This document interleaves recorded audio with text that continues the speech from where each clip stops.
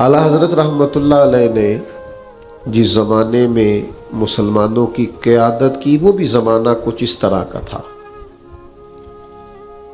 मुत्तहिदा हिंदुस्तान के अंदर बहुत सारी कौमें आबाद थी। हिंदुओं के साथ रहते हुए, अंग्रेज़ों की हुकूमत में रहते हुए, सिखों के साथ रहते हुए, ईसाई, आर्या और मुख्तलिफ मज़ाहब के लोगों के बीच रहते हुए मुसलमानों की क़यादत करना, उन्हें इस्लामी तशख़्ख़ुस पर कायम रखने की तलकीन करना, ये कोई आसान नहीं था, ये मुश्किल फरीज़ा था।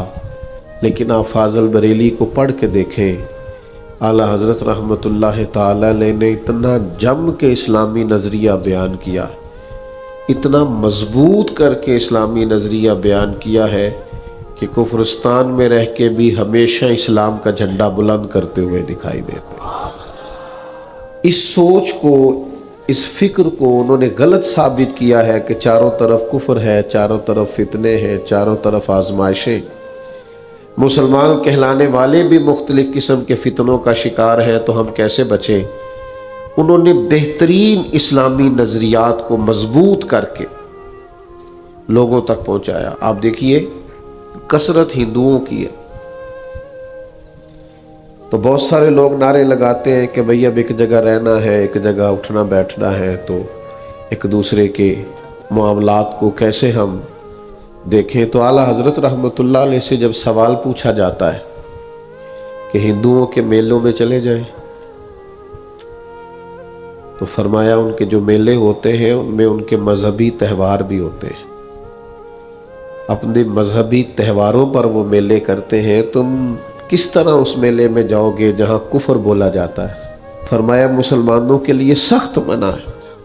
मैं आज ये बात कर रहा हूँ और मैं एक मुसलमानों के मजमे में बैठकर बात कर रहा हूँ, बहुत बड़ी मोहब्बत करने वालों की तादाद यहाँ जमा है और छत के नीचे बैठे हैं और पंखा चल रहा है और हर किस्म की आसानियाँ मौजूद हैं। आप भी बड़ी आसूदा जगह पर बैठकर बात को सुन रहे हैं। तो ये बात इस वक्त करना तो आसान है, हुकूमत अंग्रेज़ की हो, कसरत हिंदुओं की हो, फिर मुसलमानों को कहना कि तुम किसी कुफ्र के मेले में नहीं जा सकते, तुम मुसलमान हो, तुम्हें अपना तशख़्ख़ुस कायम रखना है। ये कोई कर सकता है तो बरेली का अहमद रज़ा ही कर सकता है।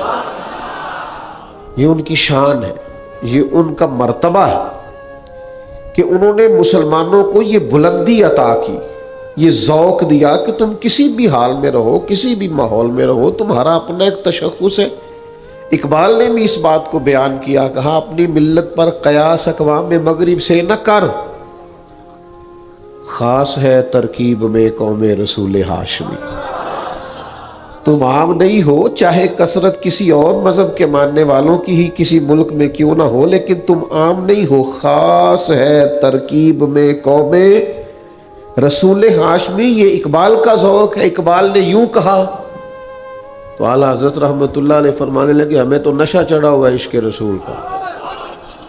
ख़ास है तरकीब में कौम रसूल हाशमी, बात ये भी ठीक है, पर हमारा नज़रिया ये है कि इन्हें जाना इन्हें माना ना रखा गैर से काम, इन्हें जाना इन्हें माना ना रखा गैर से काम। लिल्लाहिल हम्द, मैं दुनिया से मुसलमान गया, मैंने अपना इस्लाम इस तरह बचाया है, मैं दुनिया से मुसलमान होकर इसलिए गया हूँ कि मैंने किसी और की तरफ देखा ही नहीं, मैंने जब भी देखा है मदीने वाले महबूब की तरफ देखा है।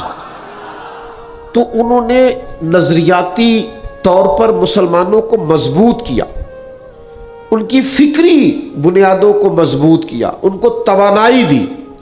उन्हें कहा तुम अलग थलग हो यूदो हुनू से, तुम्हारी अपनी एक पहचान है, तुम्हारा नजरिया है, तुम्हारा मजहब है, तुम्हारा अकीदा है, तुम्हें उसके अंदर ताकतवर होना चाहिए।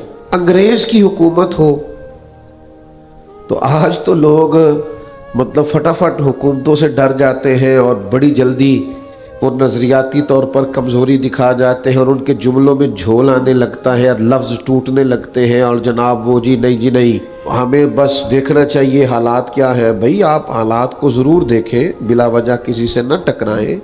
آپ کوئی فساد والی بات نہ کریں پر خود تو نظریاتی طور پر پختہ رہیں. یہ تو نہ ہو کہ جیسی ہوا چلے آپ بھی ویسے ہو جائیں. انگریز کی حکومت تھی, وہ ڈاک پہ ٹکٹ لگتا تھا نا, اس پہ انگریز کی تصویر بنی ہوتی تھی تو اس ٹکٹ کو بھی الٹا لگایا کرتے تھے. انگریز کی عدالت کو ساری زندگی عدالت نہیں کہا, کچہری کہتے تھے. فرماتے تھے عدالت تو وہ ہوتی ہے جہاں عدل ہوتا ہے, تو یہاں کون سا عدل ہوتا ہے, یہ تو کچہری ہے, آپ کچہری میں جائیں.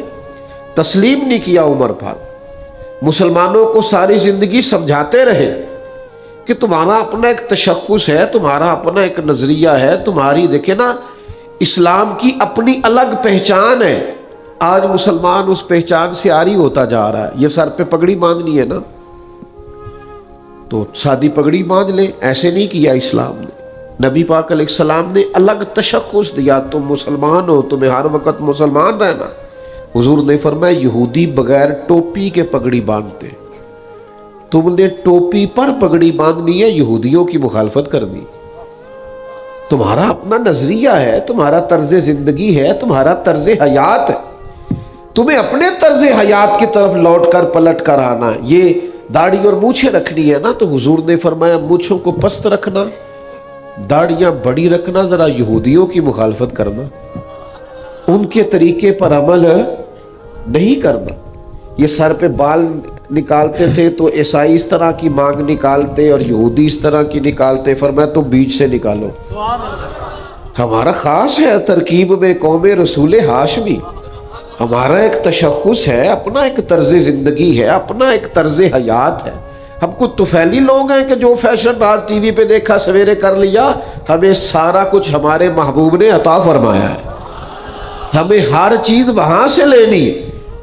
دیکھیں نا سیدھے ہاتھ سے لین دین کرنا, سیدھے ہاتھ سے چلنا, یہ حضور علیہ السلام کا طریقہ ہے. سیدھا قدم پہلے اٹھانا یہ سرکار کا طریقہ مبارکہ ہے. تو اعلیٰ حضرت مسجد میں آتے تھے تو سیدھا قدم رکھتے, پھر جس صف میں جاتے وہاں سیدھا قدم رکھتے, پھر جس صف میں جاتے اس میں سیدھا قدم رکھتے.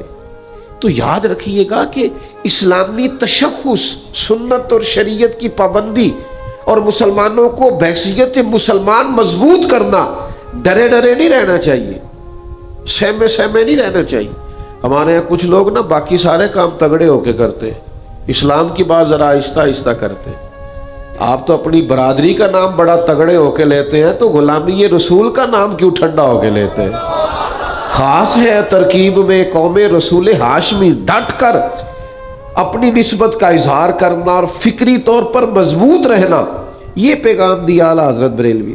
آپ کمزور نہ پڑے, کہیں کچے نہ ہو, آپ کے مزاج کے اندر کہیں کمزوری نہ آئے, آپ بحیثیت مسلمان ہمیشہ اپنے آپ کو مضبوط رکھیں.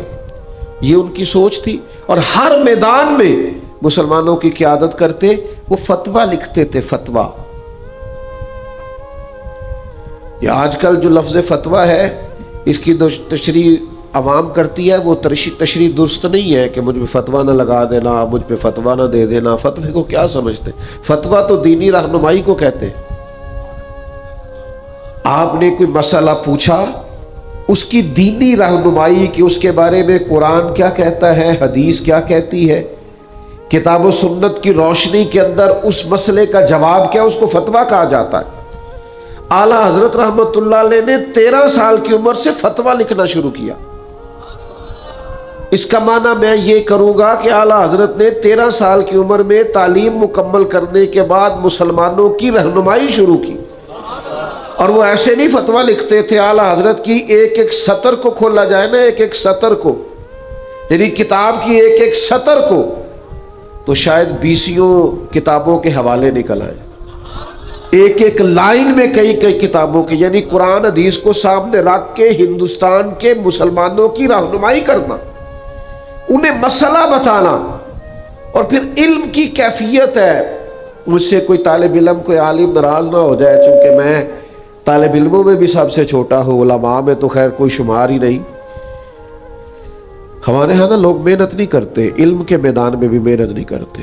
اور اب تو گوگل کا زمانہ ہے, اب تو گئے کام سے سارے لوگ.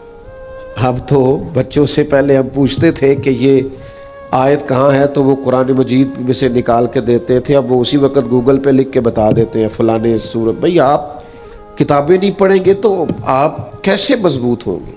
मैं अपने तलबा से कहा करता हूँ कि सारी दुनिया का ख्याल ज़रूर रखो, अखबार ज़रूर पढ़ो, लेकिन आपसे लोग सियासत के मसले पूछने नहीं आएंगे, दीन के मसले पूछने आएंगे। आप मेहरबानी करें दीन के मसाइल को गहराई से पढ़े, कौम की सही रहनुमाई करें, मुशक्कत के साथ दीन के मसाइल को पढ़े, उतरे उस समुंदर में। कौम को जरूरत है, कौम तिश्ना है, कौम आजमाइश में है, कौम समझना चाहती है। मैं अवामी आदमी हूं, मैं बेबांगे दोहल कहता हूं। क्या आप दलाइल की दुनिया में लोगों से बात करें, लोग बात मानने को तैयार हैं, लेकिन वो मुशक्कत नहीं रही, वो मेहनत नहीं रही, वो कुरान और सुन्नत में जो गोता जनी कभी होती थी और मोती ढूंढ ढूंढ के लोग लेके आते थे, वो सारा कुछ हमारा मोबाइल छीन के ले गया हमसे। वो ज़ौक़ नहीं रहा। एक प्रोफेसर सैयद सुलेमान अशरफ बिहारी रहमतुल्लाह अलैह आला हज़रत के शागिर्द और खलीफा हैं और अलीगढ़ यूनिवर्सिटी में इस्लामियात के उस्ताद थे। तो वहाँ एक टीचर थे जो रियाजी पढ़ाया करते थे तलबा को। तो रियाजी का एक मसला ना उनसे उलझ गया, हल नहीं होता था। तो जो सियाने लोग हैं ना, आज भी जो पढ़ते पढ़ाते हैं, वो रात को मुताला करते हैं, उन्होंने इमदादी कुतुब रखी हुई होती है। मैं मुश्किल बातें नहीं करना चाहता, लेकिन जिस फ़न का भी कोई आदमी होता है ना, वो टेंसेस पढ़ाने वाला हो या अरबी ग्रामर पढ़ाने वाला हो, वो उसने इमदादी कुतुब रखी होती है, रात को वो मुताला करता है। और हमारे बुजुर्ग फरमाया करते थे, जो मुताला करके नहीं ना पढ़ाता, समझो वो पढ़ाता ही नहीं, वो टाइम पास करता है। मुताला करते हैं, पढ़ाने के लिए पहले आपको पढ़ना पड़ता है। आप उस किताब की शुरुआत देखेंगे फिर पढ़ाएंगे, मसला पहले समझेंगे, जो आपको ही समझ नहीं आया वो कोई क्या समझेगा। तो प्रोफेसर साहब अंग्रेजी पढ़ाते थे, तो रियाजी का एक मसला उलझ गया, तो बड़े लोगों से उन्होंने राब्ता किया, हिंदुस्तान में मसला हल ना हुआ, यूरोप जाने का इरादा किया कि वहाँ की लाइब्रेरियाँ जहाँ से ज़्यादातर रियाजी दान काम करते हैं वहाँ जाता हूँ और वहाँ से ये मसला सीख के आता हूँ। प्रोफेसर साहब वहाँ जा रहे थे, तो आला हज़रत के शागिर्द और खलीफा वहाँ होते थे। वो कहने लगे आप शौक से जाइए, जा करके आप वहाँ से मसला हल करके आइए, लेकिन अगर हो सके तो मेरे उस्ताद और मेरे शेख मौलाना अहमद रज़ा खान साहब से भी एक दफ़ा मिल लीजिए। मौलवियों से मिलने में लोग इतने खुश नहीं हुए, क्योंकि वो मतलब वो समझते हैं हम तो प्रोफेसर लोग हैं। वो जिस बेचारे की अपनी तालीम होती है ना, मैट्रिक फेल, वो मौलवी साहब से पूछता है आप पढ़े हुए कितना है, तो वो कहते हैं मैं दरस निज़ामी पढ़ा हूँ। नहीं होते ठीक है, पढ़े कि ना हो भाई, आलिम से आप पूछ रहे हैं पढ़ा कितना है और क्या पढ़े। वो एक साहब मुझसे कहने लगे मुझे मस्जिद के लिए खतीब चाहिए, तो मैंने कहा कि मैं मौलाना का भेजूँगा। कहने लगे भेजे, हम टेस्ट लेंगे। मैं क्या दरस निज़ामी के फाजिल का टेस्ट तो शेखुल हदीस साहब ही ले सकते हैं, तो आप में कुछ शेखुल हदीस है तो बता दें, टेस्ट दिलवा देते। कैसे आप टेस्ट लेंगे, बड़ी डिग्री वाला टेस्ट लेगा ना। तो फिर कौन क्या टेस्ट लेती है, सुर वगैरह चेक करती है ठीक है कि नहीं, तो फिर वही हाल होता है जो हमारे यहाँ हो रहा है। आमदाम बरसरे मतलब कहा एक दफ़ा मेरे शेख से मिलने, तो उन्होंने कहा मतलब मौलवी साहब से कहाँ मसला हल होगा। अल्लाह माफ़ करे, आजकल यही लोगों का हाल है, मौलवी कहाँ सियासत कर सकते हैं, मौलवियों को क्या पता, माज़अल्लाह यही लबो लह जाए। वो प्रोफेसर कहने लगे आप ठीक हैं, वो बड़े आलिम हैं, पर तो सर ने दूसरे तीसरे दिन फिर कहा कि सर सुना आपकी टिकट शिकट हो गई है, एक दफ़ा चले तो सही, चले एक दफ़ा चले तो सही, एक दफ़ा मिल तो ले, एक दफ़ा आए तो सही। उसकी गली में हम एक काम से गए, ऐसे गए कि फिर हर काम से गए। आप एक दफ़ा चले तो सही। तो 2-4 दफ़ा कहा, तो वो प्रोफेसर कहते हैं मैंने सोचा यार सैयद साहब मेरे कुलीग हैं, कॉलेज में पढ़ाते इकट्ठे हैं यूनिवर्सिटी में, तो ये कहेंगे गए नहीं तो चलते। कहते हैं हम पहुंच गए बरेली शरीफ। तो फाजिल बरेली असर की नमाज के बाद फाटक पर बैठते थे, बाहर बड़ा सारा एक चारपाई थी, उस पर तशरीफ़ फरमा होते थे, लोग मसाइल पूछते थे। तो कहते हैं मैंने जाके वो मसला सामने रखा, तो चाय मुझे दी गई पीने के लिए। تو کہتے ہیں میں چائے پی رہا تھا تو اعلیٰ حضرت نے اس مسئلے کو غور سے دیکھا، پھر پینسل منگوائی، چند لکیریں لگائی اور پھر میری طرف بڑھا کے کہا ذرا دیکھیے جواب درست ہے؟ تو کہتے ہیں چائے مجھے بھول گئی، تیریاں ویکھ کے اداواں میں مرید ہو گئی۔ چائے شائے مجھے بھول گئی، کبھی میں سوال کا جواب دیکھوں، کبھی مولانا کی سادگی دیکھوں، کبھی ان کی وہ درویشی دیکھوں، وہ لب و لہجے میں اتنی سادگی، اتنا حسن، اتنا وقار، اس قدر زیادہ ان کے لب و لہجے میں خاموشی۔ تو میں نے فوراً کہا آپ نے علم ریاضی کہاں سے پڑھا؟ کہنے لگے میں نے نہیں پڑھا۔ پھر یہ سوال کا جواب فرمانے لگے وہ کوئی بندہ انتقال کر جائے تو وراثت کے مسئلے نہیں نکالنے پڑتے، بیوی کو کتنا ملے گا اور بچیوں کو کتنا ملے گا اور بچوں کو کتنا ملے گا، اور والدین زندہ ہیں تو ان کو کتنا ملے گا، اور اگر بیٹے نہیں ہیں تو پھر کتنا ملے گا، اور اگر ہیں اور صرف بیٹے ہیں تو پھر وہ وراثت کے مسئلے نہیں نکالنے ہوتے۔ بس وہ حضور کے دین کے وراثت کے مسئلے نکالنے کے لیے تھوڑی جمع تفریق سیکھی تھی تو ریاضی آ گئی ہے۔ ہم نے یہ کام بھی دین سمجھانے کے لیے سیکھا تھا۔ دین میں کیسے آپ کے سامنے کھول کر بیان کروں کہ انہوں نے جو سیکھا اس لیے سیکھا کہ مسلمانوں کو دین کی سمجھ آ جائے۔ انہوں نے فتویٰ دیا عمر بھر، لوگوں کو دین سکھایا، سمجھایا عمر بھر، مسلمانوں کی قیادت کی۔ اور پھر مسلمانوں کے اندر بھی اگر کچھ ایسے لوگ نکلے نا، اندر بھی، یہ مت گھبرایا کریں کہ فتنے باہر بھی ہیں تو اندر بھی ہیں، فتنے ہر جگہ ہی ہو جاتے ہیں۔ آپ کو تربیت کرنی ہے، گھر کے اندر بھی مسائل ہوتے ہی حل کرنے کے لیے، اندر سے بھی مسائل، مسلمانوں میں بھی فرقے بن گئے، مسئلے پیدا ہو گئے۔ ایک فرقہ بن گیا جاہل صوفیاء کا، وہ جو کہتے نہیں کہ تانوں کی پتہ ہوئے، مولوی لوگ کی پتہ ہوئے، اے معرفت دی گل ہے نا جی، آج کل بھی وہ اس طرح کے فرقے۔ تو اعلیٰ حضرت رحمت اللہ تعالیٰ علیہ سے پوچھا گیا کہ حضور یہ کچھ لوگ کہتے ہیں شریعت اور ہے، طریقت اور ہے۔ فرمایا چپ کرو، سارا کچھ ہی میرے نبی کی شریعت میں موجود ہے۔ عرض کی حضور یہ صوفی بنا پھرتا ہے اور کہتا ہے علم کی مجھے ضرورت نہیں ہے، صوفی درویش بنا پھرتا ہے، پیر بنا پھرتا ہے، کہتا ہے مجھے علم کی ضرورت نہیں۔ تو اعلیٰ حضرت نے لکھا ہے بے علم صوفی شیطان کا مسخرہ ہے، شیطان کا مسخرہ ہے، شیطان نے اسے مسخرہ بنا رکھا ہے۔ علم ہی نہیں جب تم میں تو عمل کیا ہوگا؟ جس خیاباں میں شجر ہی نہیں وہاں پھل کیا ہوگا؟ اعلیٰ حضرت نے جاہل صوفیاء کا رد کیا، پورا رسالہ لکھا ہے، احکام بیعت و خلافت پورے کھول کر بیان کیے، لوگوں کو بتلایا ہے کہ اصل کیا ہوتا ہے۔ اور پھر کچھ لوگوں نے پوچھا حضور بعض لوگ قبروں پہ جاتے ہیں تو طریقہ کیا ہے؟ تو یہ اعلیٰ حضرت نے جو طریقہ لکھا وہ سنو۔ فرمایا 4 ہاتھ قبر سے دور رہنا، فاتحہ پڑھنی۔ فرمایا قبر کو سجدہ بالاتفاق حرام ہے، طواف حرام ہے، بوسہ لینے میں اختلاف ہے لیکن اس سے بھی بچنا ہی بہتر ہے۔ اس قدر زیادہ کھلی ہوئی باتیں، اس قدر زیادہ واضح باتیں، چمکتی دمکتی باتیں۔ اعلیٰ حضرت نے مسلمانوں کے نظریات کی حفاظت کی، انہیں سمجھایا۔ لیکن ایک بات ہے، اگر کسی نے حضور کے علم کو ناپنا تولنا شروع کیا تو پھر اعلیٰ حضرت کا قلم اس کے لیے بھی اٹھا ہے۔ اگر نبی پاک کی عظمتوں کو کسی نے چھیڑا ہے تو کل کے رضا ہے خنجر خوخار برق بار، پھر آدھا سے کہہ دو خیر منائے نشر کریں۔ پھر انہوں نے کہا تمہیں پتہ نہیں حضور کے بارے میں بات کرتے ہو؟ رسول پاک کی تو ایک ذات ہے، جن سے عشق کریں گے تو بچیں گے، جن کی محبت ہوگی تو کلیجہ آباد ہوگا۔ حضور کس طرح؟ فرمایا بخدا خدا کا یہی ہے در، نہیں اور کوئی مفر مکر، جو وہاں سے ہو یہی آ کے ہو، جو یہاں نہیں تو وہاں نہیں۔ اچھا پھر حضور کی تعریف کیسے کرتے ہیں؟ مزے کی بات دیکھیں، اعلیٰ حضرت پتہ کیا فرماتے ہیں؟ یہ زیادہ مزے کا لطیف نقطہ ہے، اس کو آپ نے سمجھنا ہے۔ وہ کہتے ہیں وہ غار ثور میں نا حضور تشریف فرما ہے جسم کے ساتھ،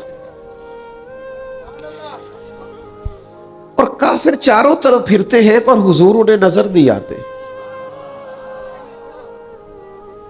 حضرت صدیق اکبر بھی اندر موجود ہے، نبی کریم بھی غار میں موجود ہے، لیکن حضور انہیں نظر، آپ کسی اور سے جواب پوچھتے تو وہ لگ جاتا کیوں نظر نہیں آتے، وہ دلیلیں دیتا۔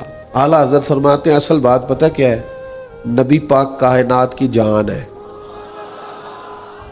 النبی اولا بالمؤمنین من انفسہم، جانوں سے بھی زیادہ قریب حضور جان ہے۔ فرماتے ہیں یہ جو جان ہے نا یہ نظر نہیں آتی۔ آپ کے جسم میں جان ہے نا، دکھا سکتے ہیں؟ ہے تو صحیح نا، کہتے ہیں میری جان، جان ہے نا، دکھا سکتے ہیں؟ اعلیٰ حضرت فرماتے ہیں جان ہے وہ، جان کیا نظر آئے، جان ہے جان کیا نظر آئے، یہ کیوں ادو گرد غار پھرتے ہیں؟ وہ جان ہے، جان نظر نہیں آیا کرتی، یہ دشمن بلا وجہ غار کے گرد پھرتے ہیں، جان بھی کبھی نظر آئی ہے؟ میرے محبوب تو کائنات کی جان ہے، اور جان نظر ہے، جان ہے وہ جہان کی، جان ہے تو جہان ہے۔ تو اعلیٰ حضرت رحمت اللہ تعالیٰ علیہ نے عشق رسول کا لازوال درس دیا۔ 4 باتیں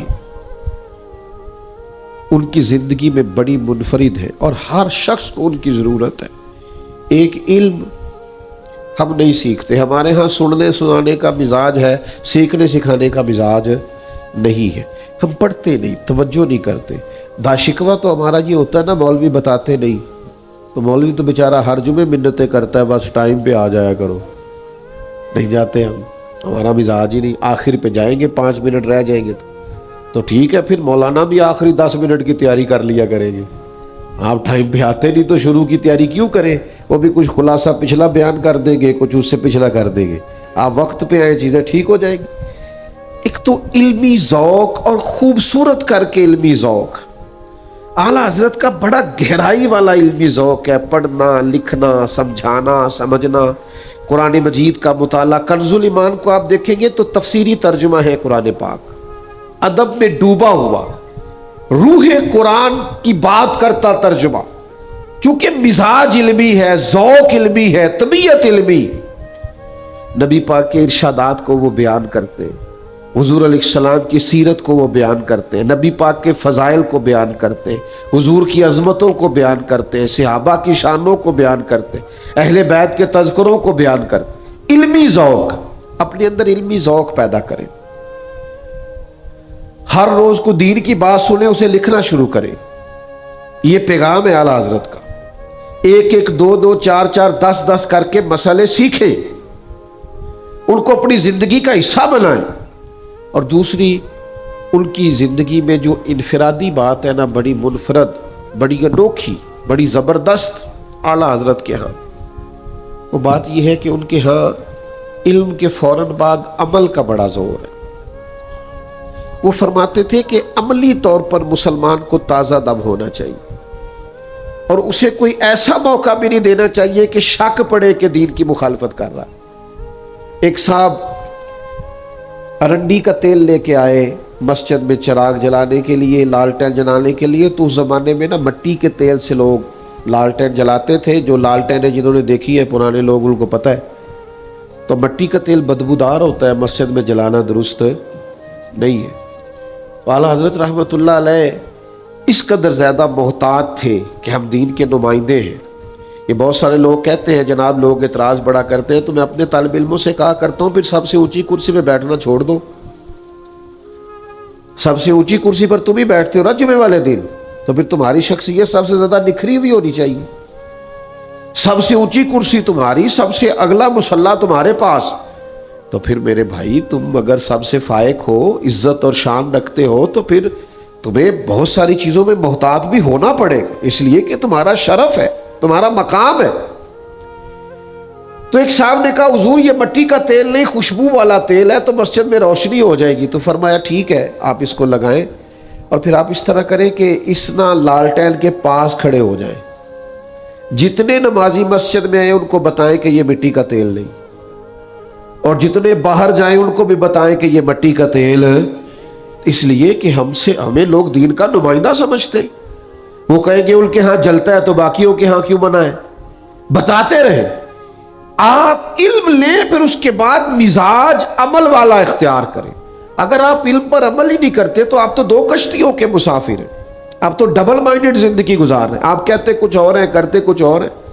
جو لوگ علم پر عمل کرتے ہیں وہ آسان زندگی گزارتے ہیں، وہ ایک لحاظ سے مطمئن ہوتے ہیں کہ بھئی ہم جو کہہ رہے ہیں وہی کر رہے ہیں۔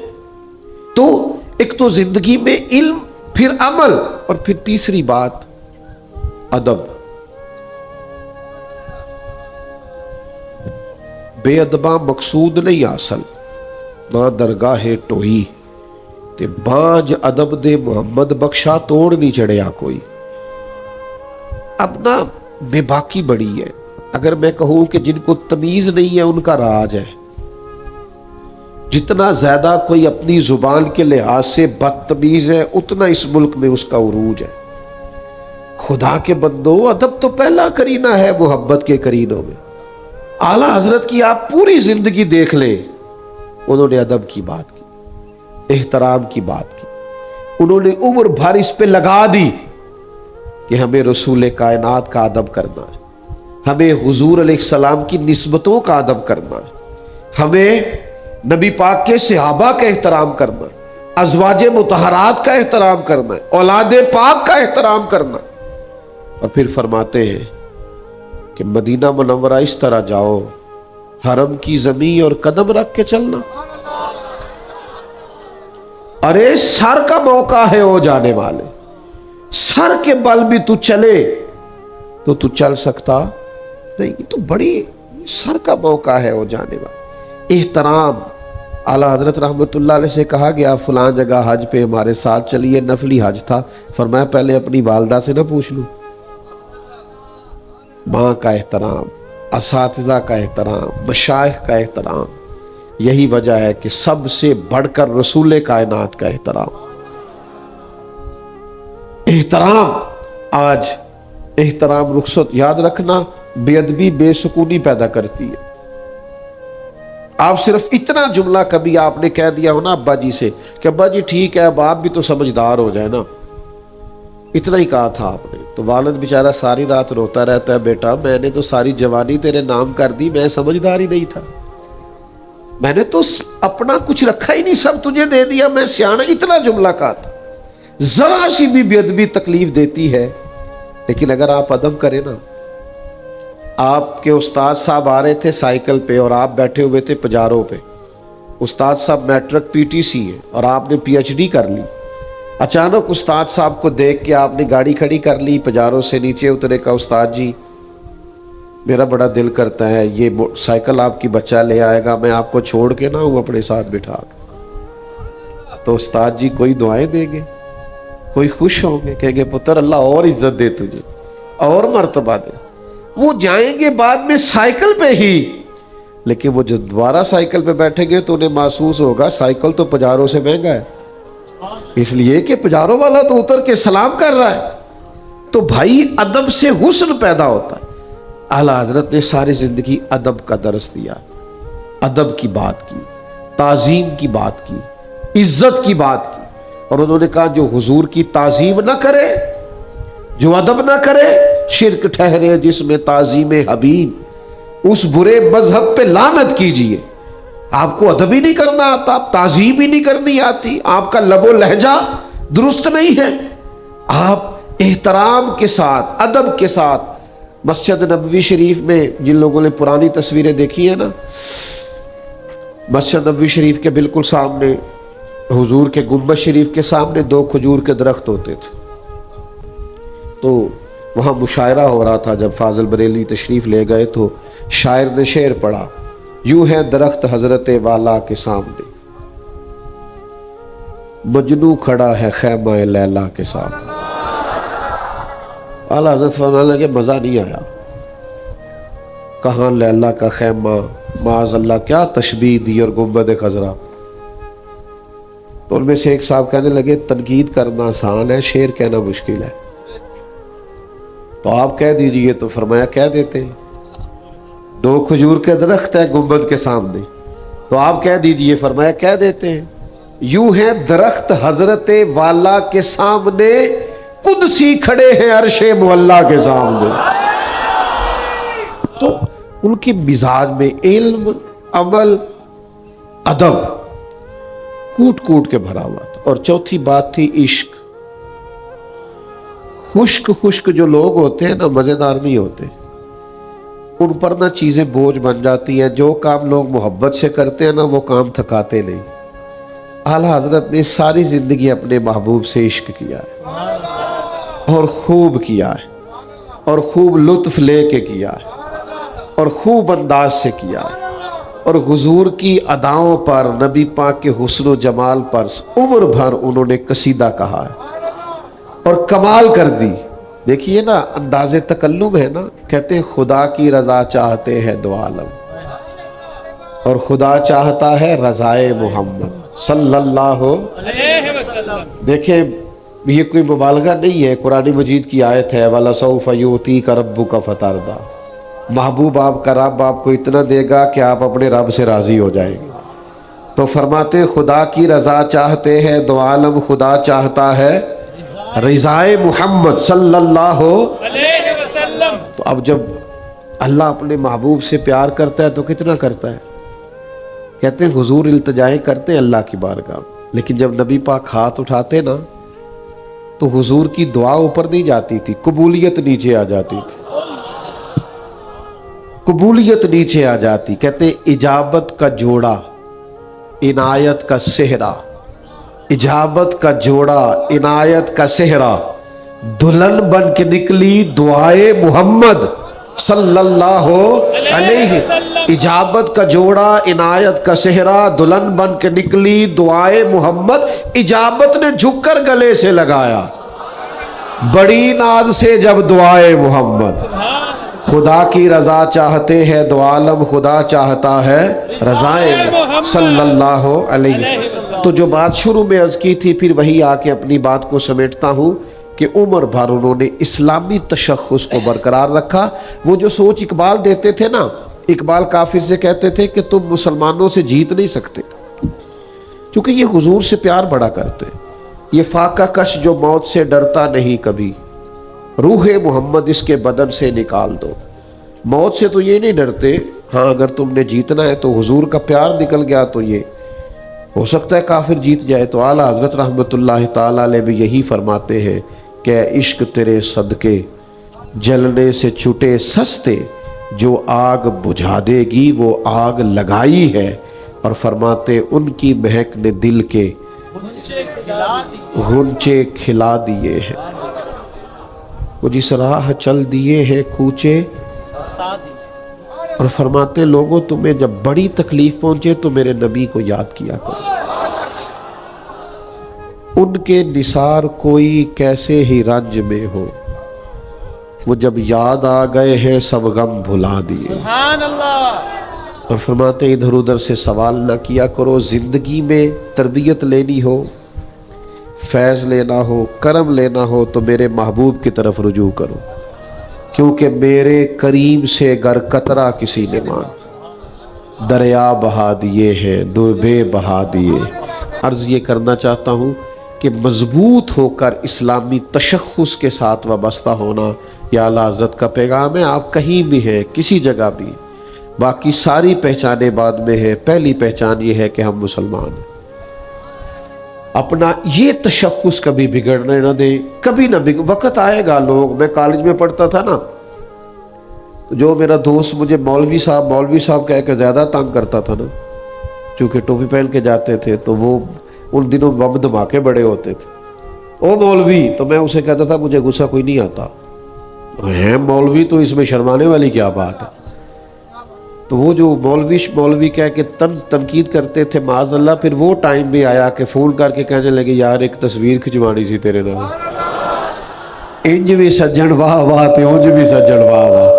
اور زندگی میں اپنے تشخص پر کبھی سودا نہ کریں، حالات اوپر نیچے ہوتے رہتے ہیں، ہم مسلمان ہیں اور ہم نے مرتے دم تک مسلمان رہنا ہے۔ اللہ توفیق۔